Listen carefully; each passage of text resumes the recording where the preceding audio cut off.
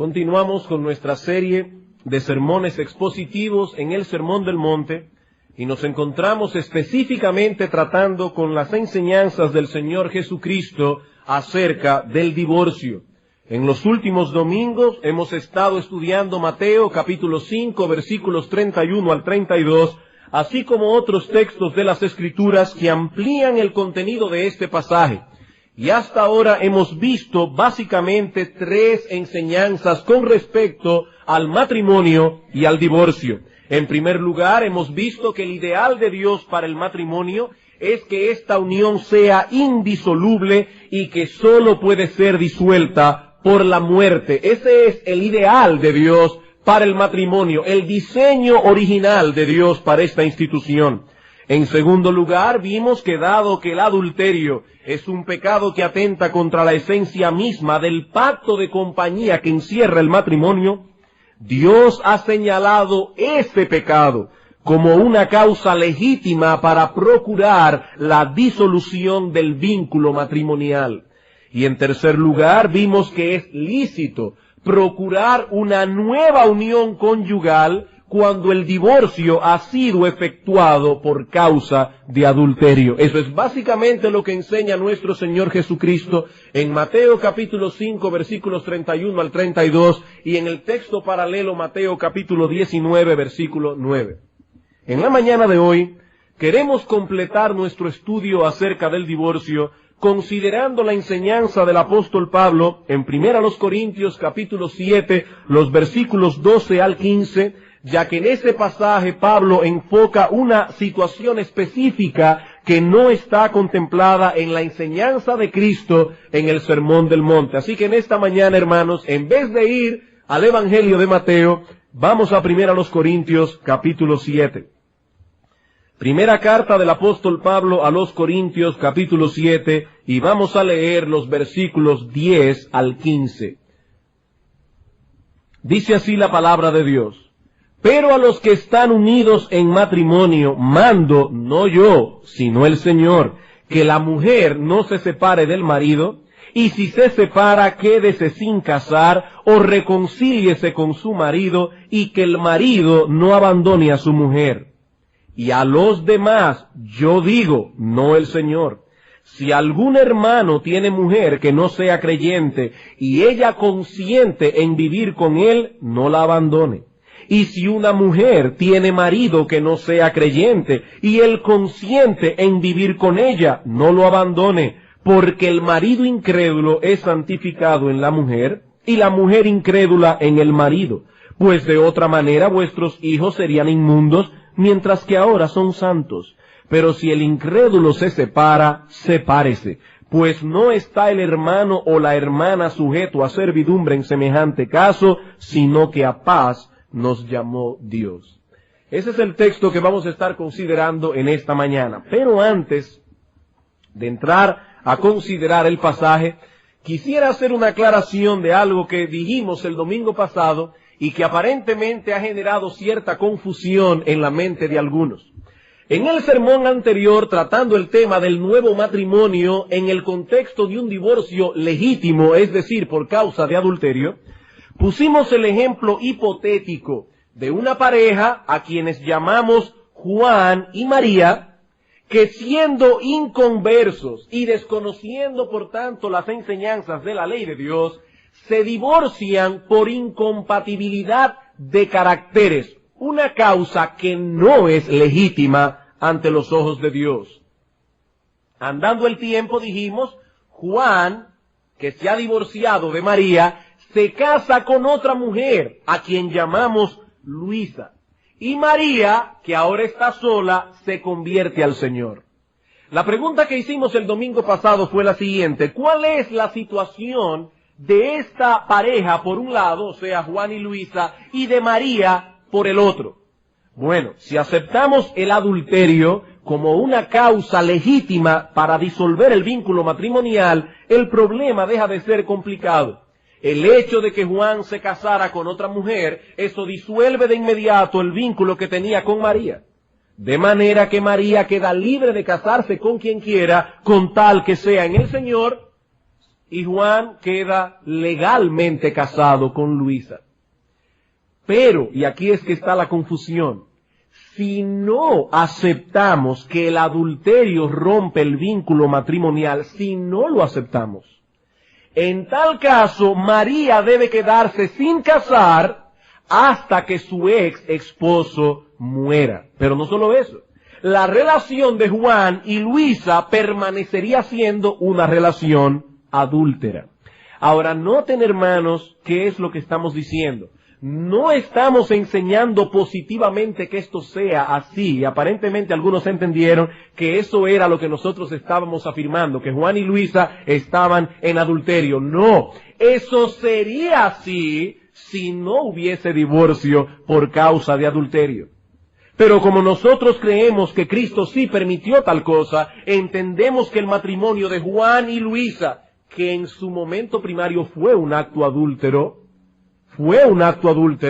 pero como ese adulterio rompió su vínculo con María, ahora ese matrimonio es legítimo ante los ojos de Dios y María queda libre de casarse con quien quiera. Y si ambos se convierten al Señor, Juan y Luisa, el Señor perdonará todos sus pecados y podrán vivir tranquilos, sin carga de conciencia, como un verdadero matrimonio. Bien, habiendo hecho esta aclaración, veamos ahora las enseñanzas contenidas en nuestro pasaje y más específicamente en los versículos 12 al 15. La semana pasada consideramos la directriz impartida por el apóstol Pablo en los versículos 10 al 11, en donde Pablo contempla la situación en que ambos son creyentes y no poseen una causa legítima para separarse. ¿Qué dice Pablo en ese caso? Versículo 10. Pero a los que están unidos en matrimonio, mando, no yo, sino el Señor, que la mujer no se separe del marido. Y si se separa, quédese sin casar, porque la causa del divorcio no fue legítima. Quédese sin casar o reconcíliese con su marido y que el marido no abandone a su mujer. Este mandamiento es esencialmente idéntico al que encontramos en los evangelios, en los pasajes en que nuestro Señor Jesucristo trata con el tema del divorcio. Como hemos visto ya, el énfasis de las Escrituras recae en la indisolubilidad del matrimonio.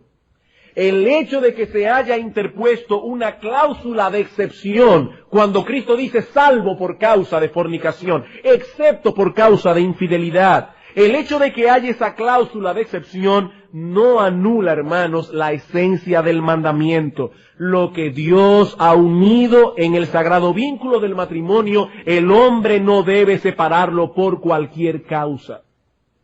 Por consiguiente, si una mujer se separa de su marido, o viceversa, sin tener una causa legítima, debe quedarse sin casar, por cuanto Dios no aprueba tal separación. Ahora bien, hermanos, el apóstol Pablo no incluye aquí el caso de separación por adulterio, por cuanto eso no venía al caso.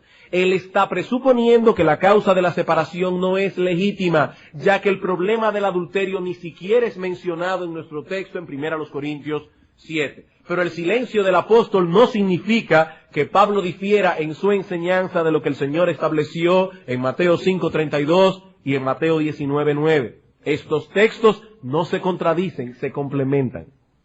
A partir del versículo 12, vemos que Pablo da un giro distinto a su tema.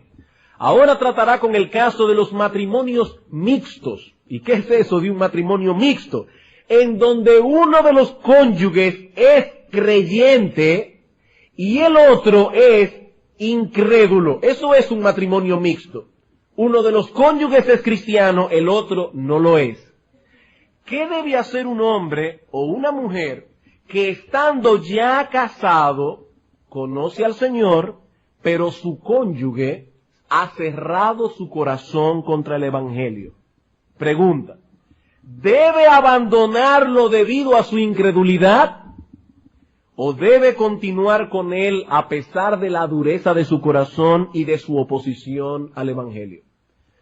Como hemos dicho ya, el Señor no trató con esta problemática durante su ministerio terrenal. Es por esto que el apóstol Pablo introduce su enseñanza diciendo: y a los demás yo digo, no el Señor.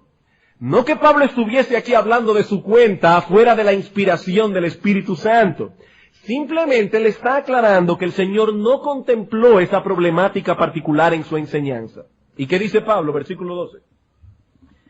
Y a los demás yo digo, no el Señor, si algún hermano tiene mujer que no sea creyente, y ella consiente en vivir con ella, no lo abandone. Y si una mujer tiene marido que no sea creyente, y él consiente en vivir con ella, no lo abandone, porque el marido incrédulo es santificado en la mujer, y la mujer incrédula en el marido. Pues de otra manera vuestros hijos serían inmundos mientras que ahora son santos. Pero si el incrédulo se separa, sepárese, pues no está el hermano o la hermana sujeto a servidumbre en semejante caso, sino que a paz nos llamó Dios. Noten, hermanos, hay dos situaciones distintas aquí.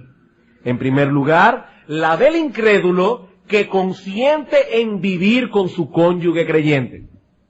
Y en segundo lugar, la del incrédulo que no consiente. Veamos ahora, a lo largo de este sermón, estas dos situaciones por separado.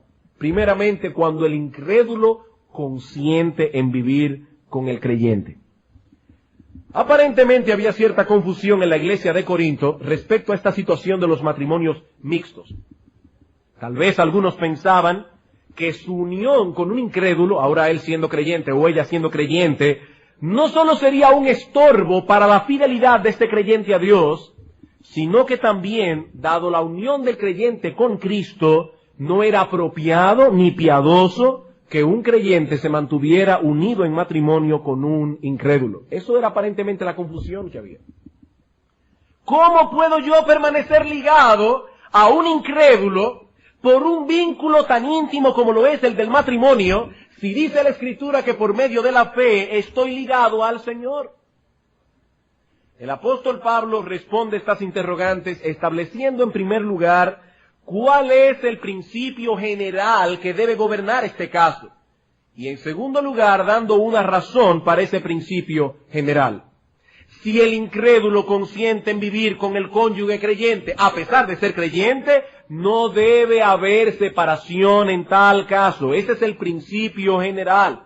Y esto echa por tierra, hermanos, la posibilidad de entablar un divorcio por incompatibilidad de caracteres. Porque ¿qué puede ser más incompatible que la fe y la incredulidad?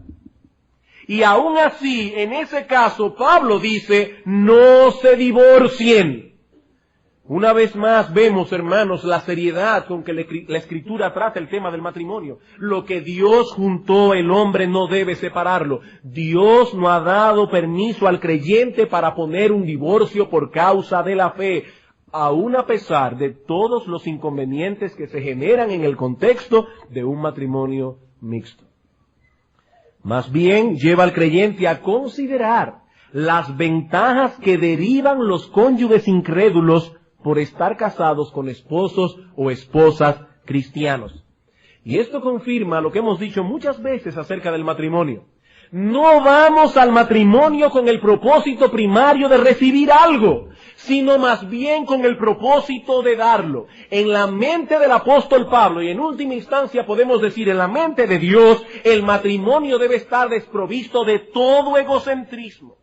De todo egocentrismo. No estamos allí esperando que el otro haga algo por nosotros. Si asumimos esa posición, muy pronto nos sentiremos defraudados. Porque el que espera ser servido nunca se siente totalmente satisfecho. Nunca. Los demás no siempre dan importancia a lo que nosotros le damos importancia. Otras veces nos reaccionan con la misma premura que nosotros deseamos. Consecuentemente, siempre tendremos una razón para quejarnos. Pablo dice a los creyentes de la iglesia de Corinto, no miren sus matrimonios desde el punto de vista de la desventaja que representa el estar casados con inconversos. No, vean más bien las ventajas que tienen sus cónyuges incrédulos por estar casados con ustedes que son creyentes. Esa es la única perspectiva que el apóstol Pablo permite en este texto. Ellos disfrutan de una posición ventajosa por causa vuestra, dice Pablo. Ah, pastor, pero mi esposo incrédulo no lo ve así. Él considera más bien una desgracia que su esposo sea evangélica. Sí, hermanas, No podemos esperar que vuestros esposos entiendan el privilegio que ellos tienen al estar casados tan cerca de la luz. No, pero el hecho de que ellos no lo entiendan no quiere decir que tal cosa no sea una realidad. ¿Qué dice Pablo en nuestro texto? El marido incrédulo es santificado en la mujer. Y la mujer incrédula es santificado en el marido cristiano. Y no solo eso, sino que aún los hijos, dice Pablo, reciben el beneficio de que uno de sus padres sea creyente. Es indudable que se generan problemas en la crianza de los hijos por el hecho de ser un matrimonio mixto. Pero Pablo está diciendo, para un niño es 1000 veces mejor que uno de sus padres sea cristiano y no que los dos sean inconversos. Yo sé que algunos pueden estar preguntándose, pastor, ¿y qué quiere decir el apóstol Pablo allí cuando dice que el cónyuge incrédulo es santificado en la mujer creyente? O la mujer creyente incrédula en el cónyuge cristiano. Bueno, veamos en primer lugar lo que esto no significa. Esto no quiere decir que el cónyuge incrédulo será salvo por la fe del cónyuge creyente. Eso no es lo que significa. La salvación es una experiencia individual. Nadie puede salvarse por la fe de otro. Vamos al Evangelio de Juan por un momento en el capítulo 1. Evangelio de Juan, capítulo 1, vamos a leer los versículos 12 al 13.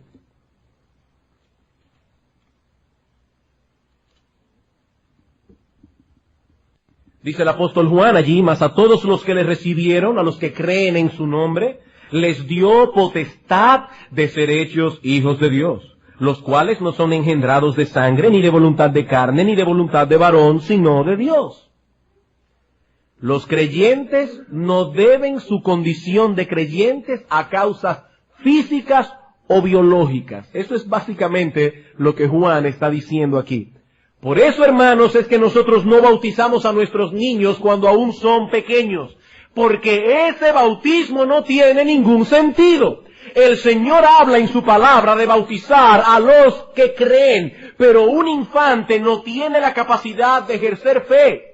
El ejercer fe es una actividad intelectual, envuelve una actividad intelectual que un niño de días de nacido, aún de meses de nacido, no podrá realizar. Tampoco hace a un niño creyente la fe de sus padres. No. Repito, eso es un asunto individual. Nadie se salvará porque sus padres sean creyentes, aunque sean pastores de la iglesia. Nadie se salvará porque sus padres sean creyentes, ni mucho menos porque su esposa o su esposo sea cristiano. Pero yo quisiera llegar un poco más lejos aún. Nadie puede hacer que otra persona crea. Nadie puede hacer que otra persona crea.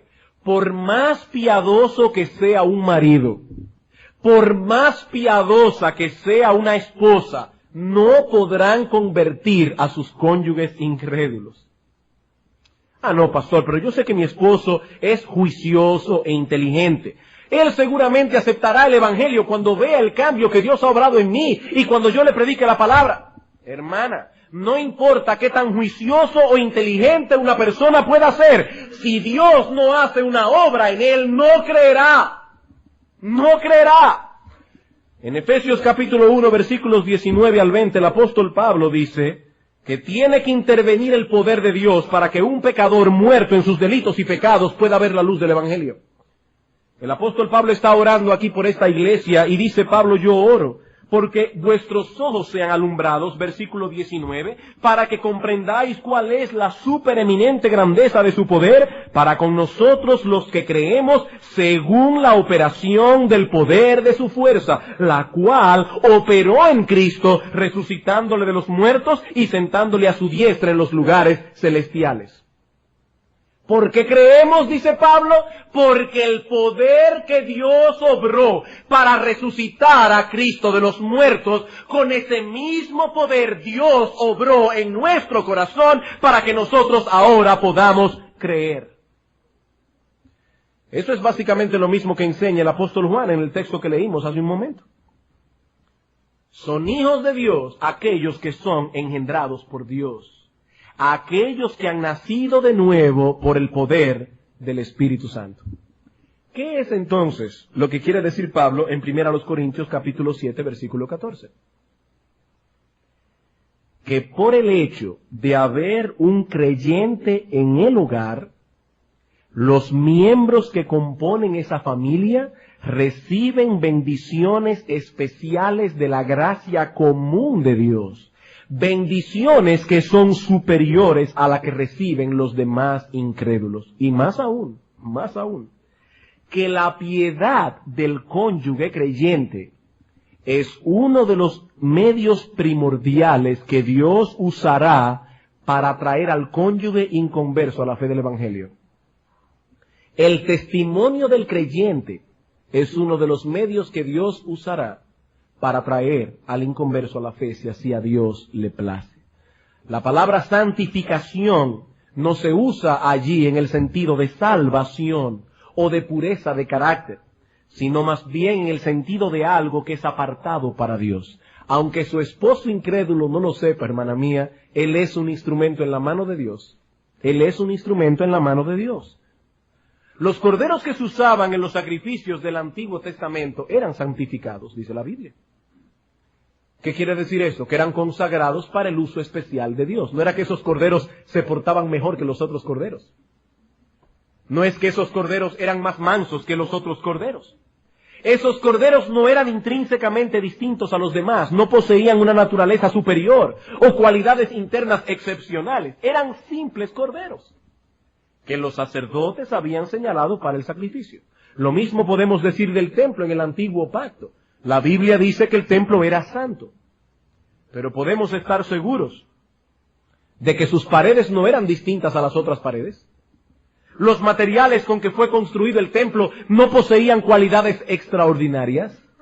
Aun cuando sabemos que eran materiales de excelente calidad, no por eso dejaban de ser materiales intrínsecamente iguales a los otros. Los incrédulos casados con cónyuges creyentes, moralmente hablando, no son distintos a los demás. Ellos son tan incrédulos y tan duros de corazón como los otros.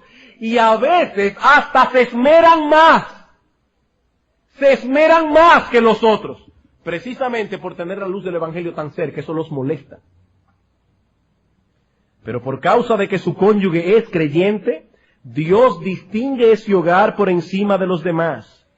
Como bien señala John Murray comentando este pasaje, aunque dicha bendición no trae en sí ni por ella misma la salvación a la parte no creyente, la verdad es que coloca al incrédulo en el camino y en la dirección de la gracia redentora, puesto que lo sitúa a una gran proximidad de la acción salvadora de Dios. Hermanos, ¿los inconversos pueden burlarse de los creyentes? ¿Arremeter con furia contra ellos?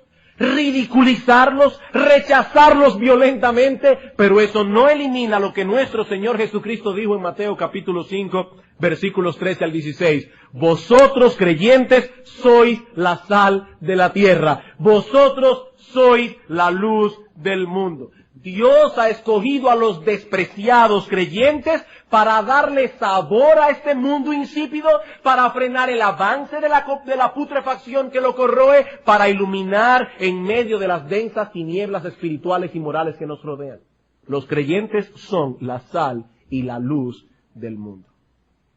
Y lo que Pablo está diciendo aquí es que los esposos inconversos recibirán esos beneficios de los cónyuges cristianos. No procuren una separación por causa de la fe, dice Pablo. Si ellos consienten en vivir con ustedes, permanezcan allí, que por causa vuestra ellos son beneficiados. Aunque no lo entiendan de ese modo, aunque os ataquen por causa de vuestra fe, aunque vean el Evangelio como una desgracia. Eso es, con otras palabras, lo que el apóstol Pedro plantea en su primera carta. Vamos por un momento a 1 de Pedro, capítulo 3. 1 de Pedro, capítulo 3. Versículos 1 al 4. Asimismo vosotras, mujeres, estad sujetas a vuestros maridos. Ah, pastor, pero es que si mi marido fuera un individuo digno de respeto... No, un momento. Allí se está hablando en el contexto de mujeres casadas con esposos incrédulos. que probablemente no eran dignos de respeto. Asimismo, vosotras mujeres estad sujetas a vuestros maridos, para que también los que no creen a la palabra sean ganados sin palabra por la conducta de sus esposas, considerando vuestra conducta casta y respetuosa. Vuestro atavío no sea el externo de peinados ostentosos, de adornos de oro o de vestidos lujosos, sino el interno, el del corazón, en el incorruptible ornato o adorno de un espíritu afable y apacible, que es de grande estima delante de Dios. Las esposas cristianas no están llamadas a procurar la separación de sus cónyuges incrédulos, sino más bien a procurar con su conducta, dice Pedro, la salvación de ellos. Hermanas, pocas cosas pueden ser tan efectivas para traer a los hombres a la salvación que ver día tras día la conducta casta y respetuosa de una mujer cristiana. Tito capítulo 2. Epístola del apóstol Pablo a Tito capítulo 2. Versículos 3 al 6.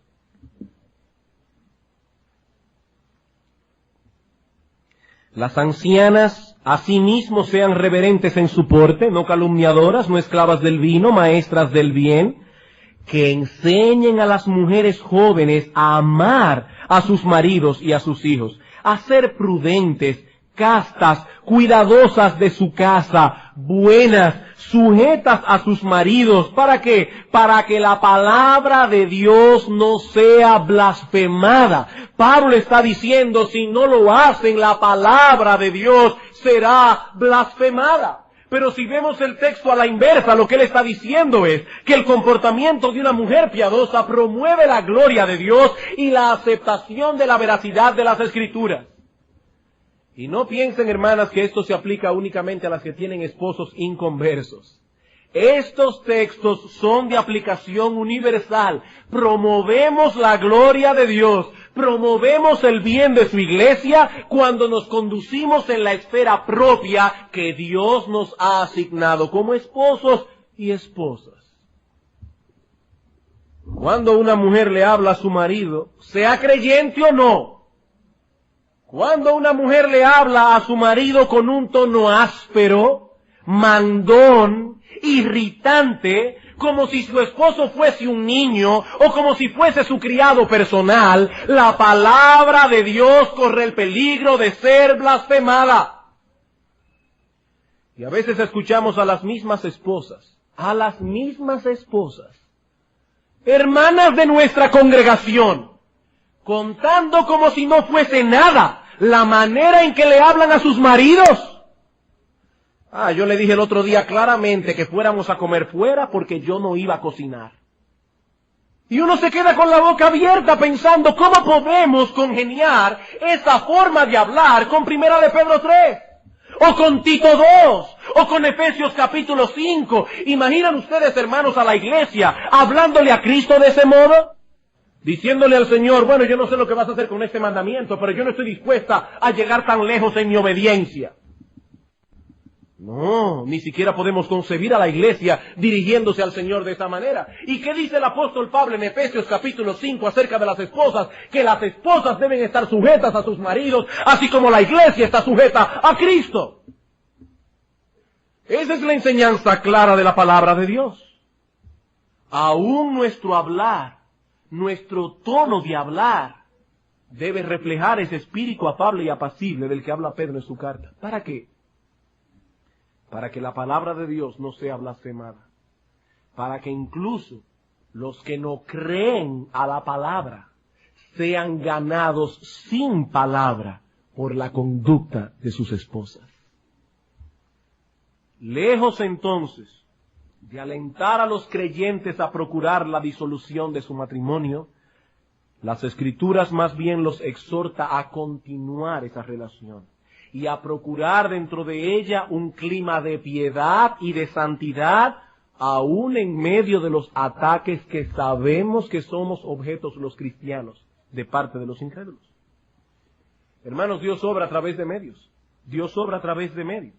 Y uno de los medios primordiales que usará para traer a algunos a la salvación es el testimonio piadoso de un esposo o una esposa que no solo profesa la piedad, sino que vive conforme a ella. Pero no olviden por el otro lado que pocas cosas pueden ser tan efectivas para endurecer el corazón de un incrédulo y alejarlo de la salvación que el testimonio incongruente de un cónyuge que profesa la fe. Pocas cosas pueden ser tan efectivas para mandar a un individuo al infierno. Pero pastor, si mi esposo es elegido, se salvará como quiera, aunque yo me comporte como un demonio. Y si no es elegido, no se salvará, no importa qué tan santa y madura yo pueda llegar a ser. Hermanos, repito, Dios obra a través de medios. No conocemos los decretos de Dios, pero si no usamos los medios que Él ha provisto para obtener un fin, somos unos pretenciosos si pensamos que alguna vez podremos obtener ese fin. Pablo dice en 2 Timoteo capítulo 2 versículo 10, escuchen, por tanto, todo lo soporto por amor a los escogidos, para que ellos también obtengan la salvación que es en Cristo Jesús con gloria eterna. ¡Qué paradójico! Son elegidos, dice Pablo, pero aún así me esfuerzo para que sean salvos, haciendo todo lo que esté a mi alcance para que ellos obtengan la salvación. Y en Juan capítulo 5 versículo 34 el Señor dijo a los judíos, yo no recibo testimonio de hombre alguno, refiriéndose al testimonio que Juan el Bautista había dado de él. Pero escuchen lo que sigue diciendo. Mas digo esto para que vosotros seáis salvos. Estas cosas, dice Cristo, contribuyen a vuestra salvación. Las hablo para que ustedes sean salvos. Esposos amantes, esposas sumisas, serán instrumentos poderosos en las manos de Dios para traer a los cónyuges incrédulos al conocimiento de Cristo. Pero a la inversa, esposos ásperos y descuidados, que profesan ser cristianos pero no se comportan como tales, amando a sus esposas como Cristo amó a la iglesia. Y esposas que niegan con su conducta su profesión de fe, serán instrumentos en las manos del diablo para endurecer el corazón de sus cónyuges y mandarlos al infierno. Las dos cosas están enseñadas en las Escrituras. Hermanos, no desestimen el poder y la eficacia de un testimonio. No desestimen el poder y la eficacia que tiene un buen testimonio. Aunque ustedes no estén viendo actualmente ningún fruto visible en vuestros cónyuges incrédulos, perseveren, hermanas, manifestando la veracidad de vuestra fe a través de una conducta piadosa. Pablo dice que el marido incrédulo es santificado en la mujer y la mujer incrédula en el marido. Si ellos consienten en continuar el matrimonio a pesar de tu fe, continúa, puesta tu confianza en la obra que Dios puede hacer a través de tu testimonio. Ahora bien, eso es en el caso de un incrédulo que consiente en vivir con su cónyuge creyente. Pero ¿qué del caso contrario? ¿Qué del caso contrario? Eso es precisamente lo que Pablo trata en el versículo 15. Cuando el incrédulo no consiente en vivir con el cónyuge creyente. Versículo 15, volvamos a nuestro texto de 1 Corintios 7 otra vez. 1 Corintios capítulo 7, versículo 15.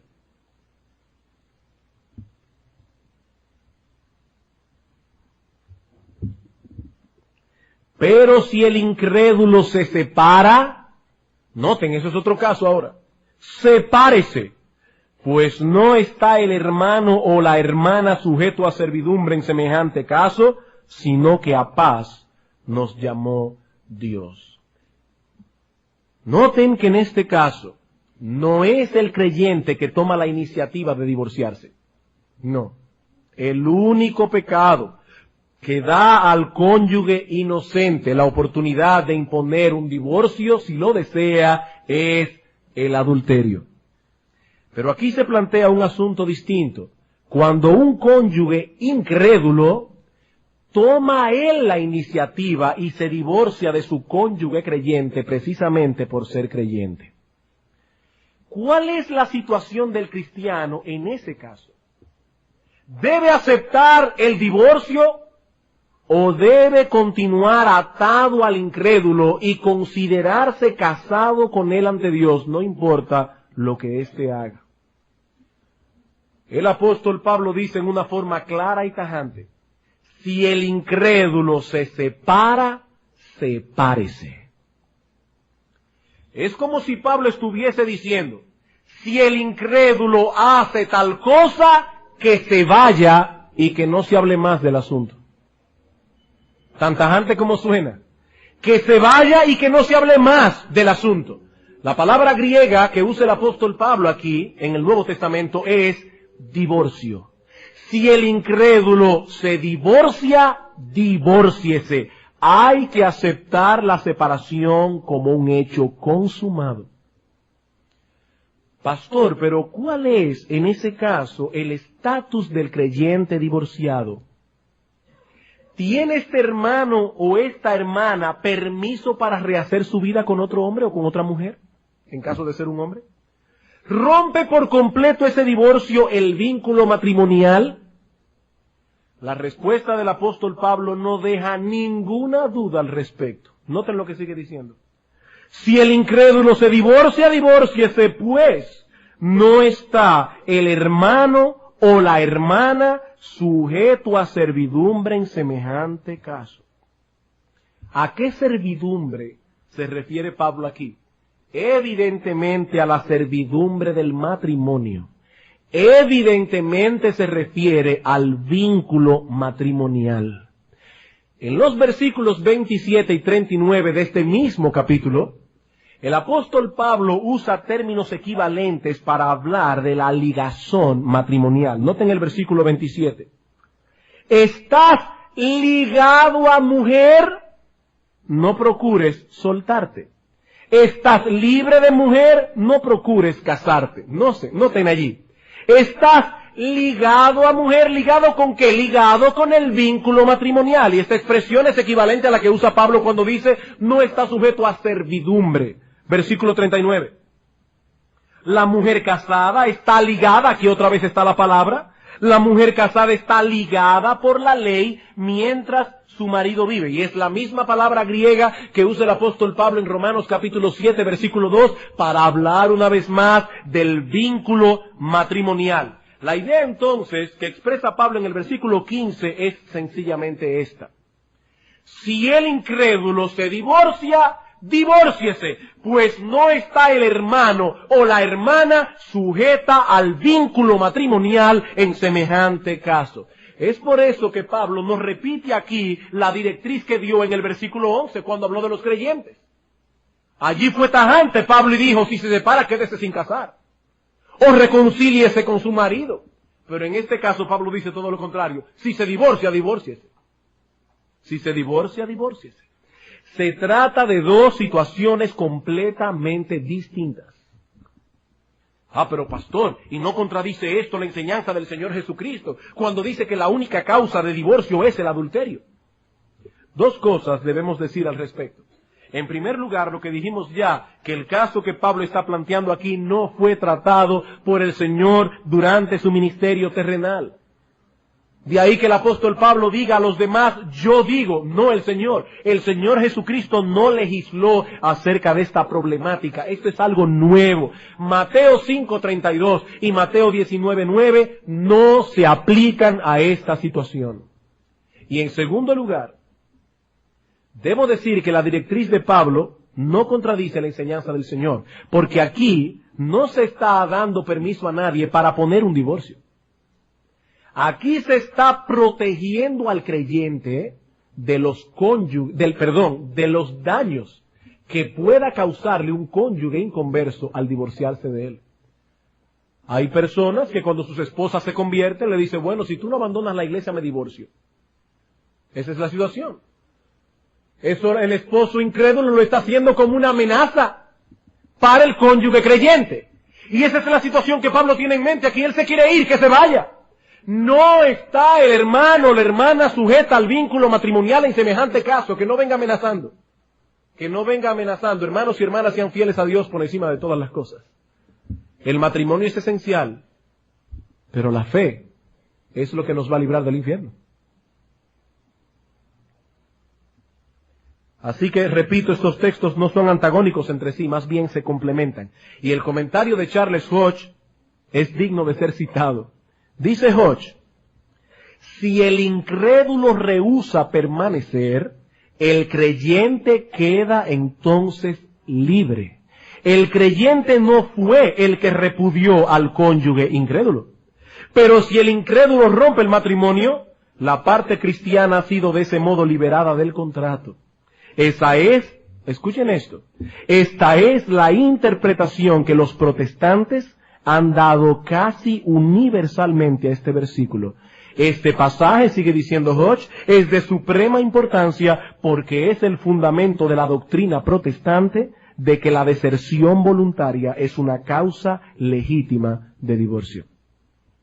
Y cabe comentar que este libro, este comentario, se publicó por primera vez en el año 1857.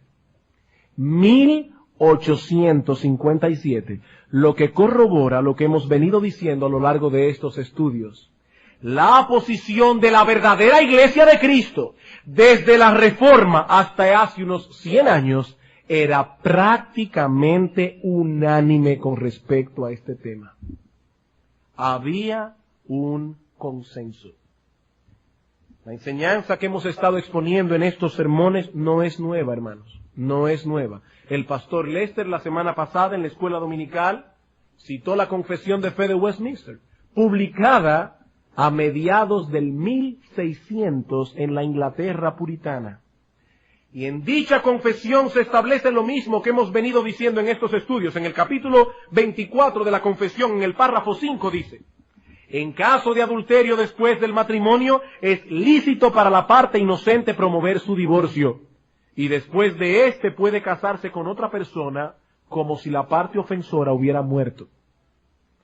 Y en el párrafo siguiente la confesión añade: nada, sino el adulterio o la deserción obstinada, que no puede ser remediada ni por la Iglesia ni por el magistrado civil, es causa suficiente para disolver los lazos del matrimonio. Solo el adulterio, dice la confesión, y la deserción obstinada. Pero como hemos repetido vez tras vez, nosotros no creemos estas cosas por el hecho de que muchos grandes hombres de Dios la hayan creído y predicado en el pasado. No, la creemos porque entendemos, y pienso que lo hemos probado en estos estudios, en estos domingos, que esa es la clara enseñanza de la todo suficiente e infalible palabra de Dios. Por eso lo creemos y por eso lo predicamos. Bien, hermanos y amigos, de este modo hemos llegado al final de esta serie de sermones acerca del tema del divorcio. Pero no quisiera concluir sin antes recalcar que no debemos poner tanta atención a lo que la Escritura establece acerca del divorcio que perdamos de vista lo que enseña acerca del matrimonio. Hermanos, hemos hecho un esfuerzo enorme en estos 4 domingos que hemos tratado este tema para clarificar ese asunto.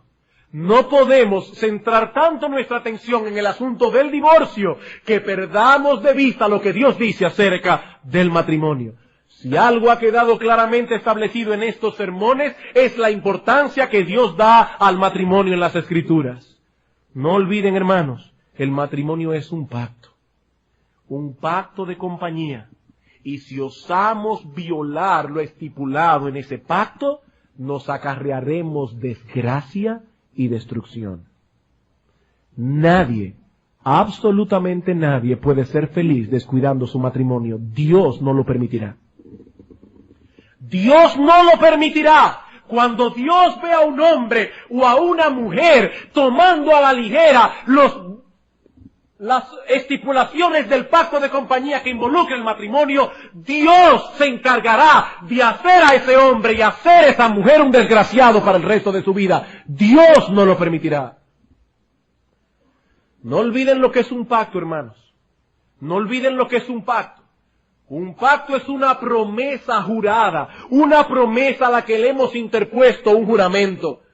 ¿Y cuál es el significado que había en el Antiguo Testamento cuando aquellos hombres partían un becerro en dos y pasaban por el medio del becerro partido para confirmar su pacto? ¿Cuál era el significado? Ellos estaban llamando sobre sí un juicio autocondenatorio y estaban diciendo, así me parta Dios si yo rompo los vínculos el vínculo del pacto estipulado en este acuerdo. Así me parta Dios. El matrimonio es un pacto, no es un juego.